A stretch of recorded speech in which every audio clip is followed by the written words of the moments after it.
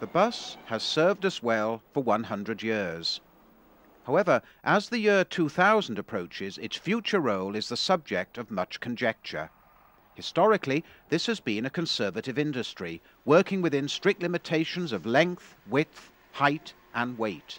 For many years, the diverse mix of manufacturers have tried to meet the demands of the equally diverse mix of operators for powerful, higher capacity, cheaper to operate vehicles.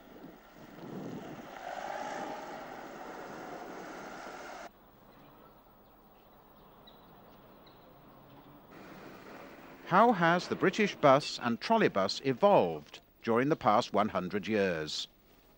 First, the earliest known film of a horse bus. These had arrived in London in 1829. 70 years later, they were clopping into oblivion all over the country. For the men, life had been tough. 12-hour days, 7 days a week was not uncommon. A bus horse lasted on average 4 to 5 years. The search was on for any cost-effective alternative. At first, the steam or electric tram seemed to provide the answer. As more towns and cities converted, the clatter of hooves, the crack of the whip, and the curses of the harassed bus drivers would no longer reverberate along our streets. If the tram swept in like a conquering hero, the motor bus had a somewhat hesitant beginning. As late as 1908, they were still outnumbered in London 2 to 1 by horse buses. In fact, the manager of the largest horse bus company predicted, somewhat foolishly, in 10 years' time there will not be a motor bus outside of a museum. How wrong he was.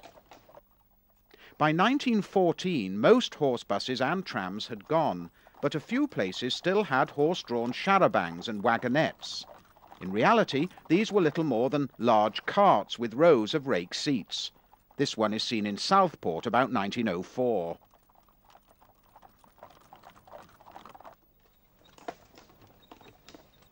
A few joggers kept going.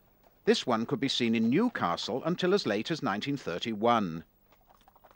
In more recent years, the occasional preserve vehicle has been trotted out for some special event. For example, this one toured Edinburgh when the city operated its last trams in 1956.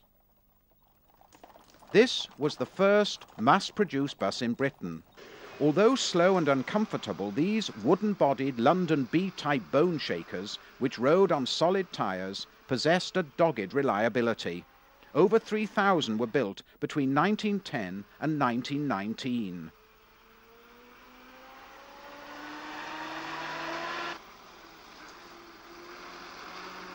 The bees really earned their spurs during the First World War, when many were sent to French battlefields as troop carriers. One of these, the legendary Old Bill, was subsequently preserved. But the drive was on for more powerful, higher capacity vehicles. However, for years, developments in London were stymied by strict police regulations. Speeds could not exceed 12 miles an hour, windscreens were outlawed until 1929, so when the heavens opened, the poor driver sheltered behind a kind of tarpaulin which left only his eyes and nose exposed. On the upper deck, passengers struggled with sodden protective covers. Even the use of pneumatic tyres was outlawed until 1928. By the late 20s, virtually all new double-deckers would have totally enclosed top decks. These NS-type vehicles in Birmingham were built by AEC, the firm which also supplied most of London's buses until the 1960s.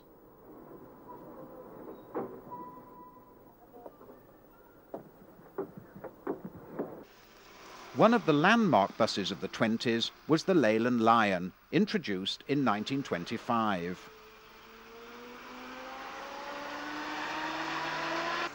The Leyland Titan of 1927 set the standard for bus design for over 40 years, with its lower chassis, more powerful brakes and pneumatic tyres. These developments in design coincided with moves to scrap the tram. "When you bury a tram, mark the spot with a Titan," declared one slogan. And as if rubbing salt into the wounded tram, the low-bridge 48-seater was sold as the bus for tomorrow, today. The bus was now launched on an unstoppable demolition of most of the country's tram systems.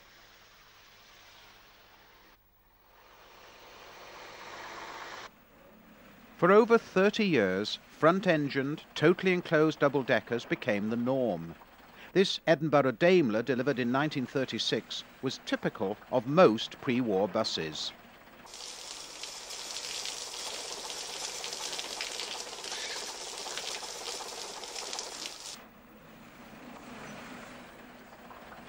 Further developments would see diesel replace petrol and wooden start to give way to metal bodies.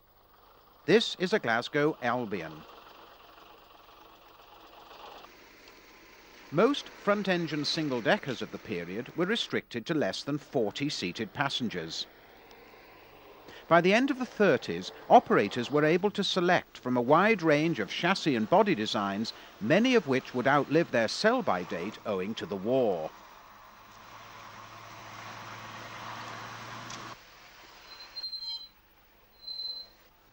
A big change came in 1947, when overall width for a bus was increased from 7 foot 6 inches to 8 feet.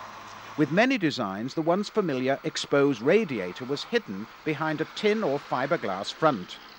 There were also new full-fronted vehicles. Another advance occurred in 1956, when the length for a two-axle double-decker was extended by 2.5 feet to 30 feet.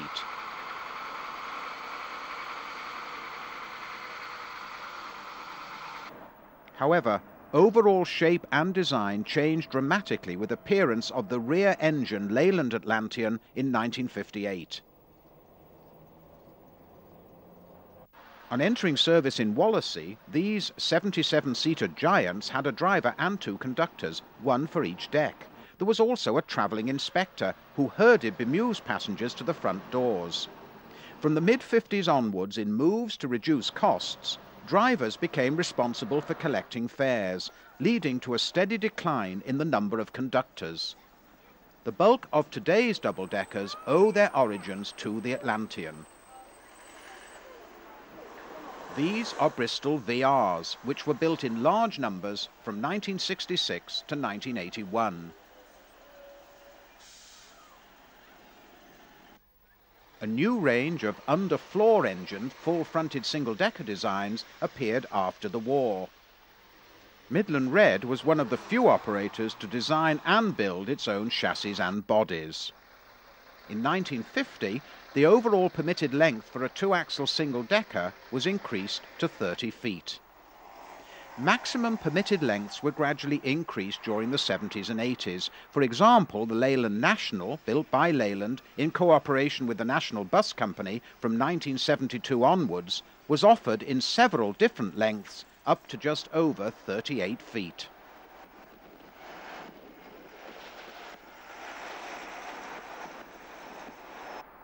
Cheap, easy-to-run minibuses symbolise the competitive, cost-cutting 80s. The classic single-decker made a comeback in 1990 with introduction of the Dennis Dart. To meet current disability legislation, the very latest bus models are of the low-floor design. For environmental reasons, research continues into finding alternatives to the diesel engine. These battery-powered Italian technobuses have been running in Birkenhead since 1998.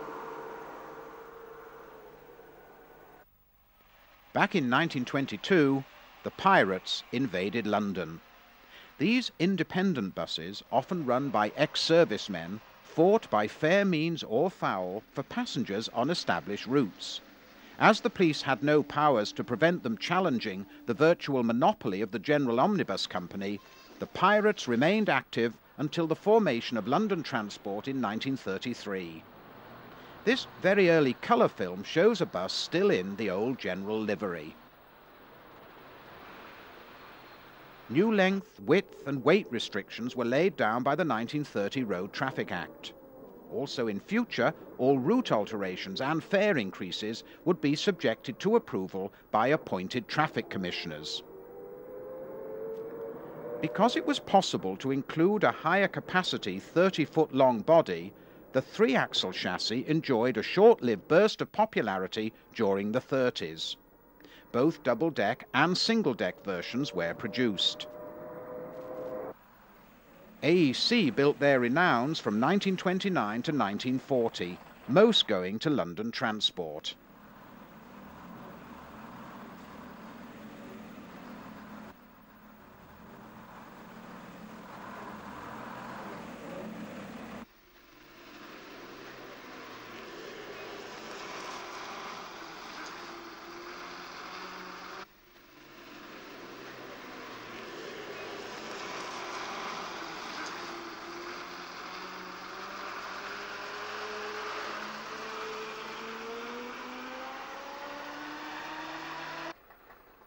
This was a Leyland Titanic.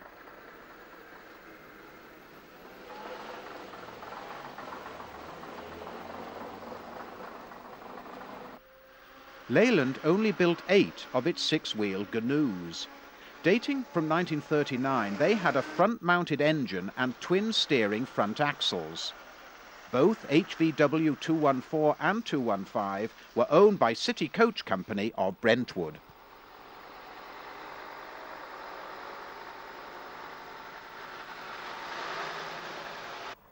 Leicester's famous AEC renowns lasted until 1958.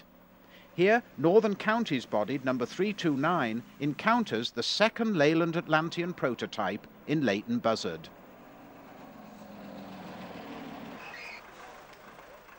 Now, 6-wheelers have returned.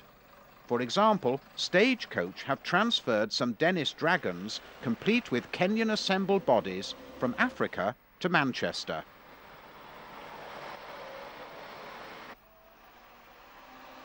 Buses have always played a key role at big sporting occasions, special services being frequently offered at inclusive fares. Here fans are en route to Aston Villa's ground.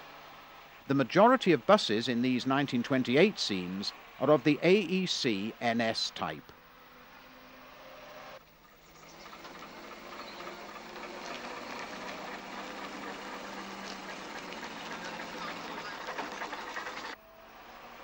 Highly atmospheric goings-on at Leeds. Watch out for Dennis Lances, AEC Regents and Leyland TD1s, ferrying fans to Elland Road.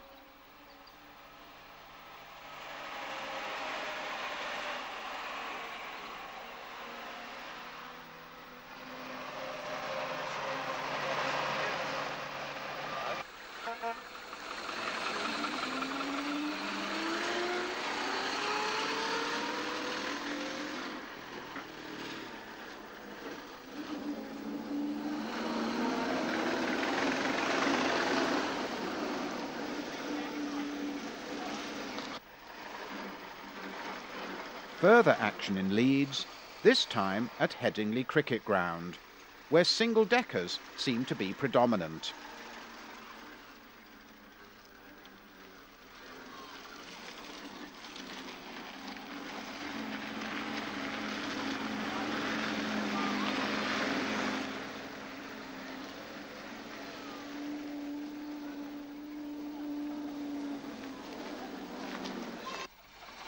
An impressive parade of veteran Leyland TD1s owned by Southdown.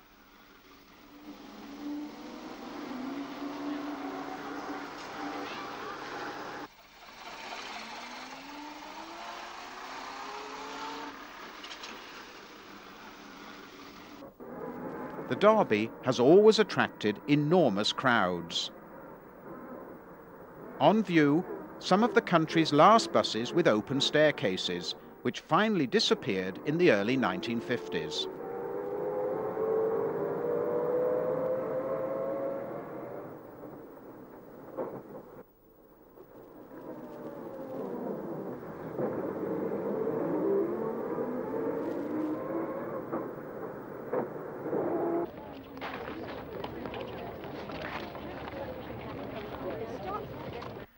Occasionally, all this effort simply proved too much for certain old-timers.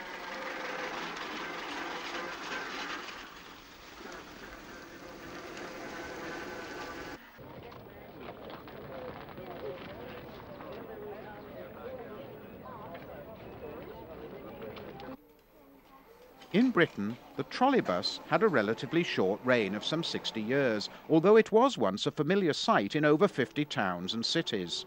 This Garrett S type with row body was filmed in Leeds in 1920.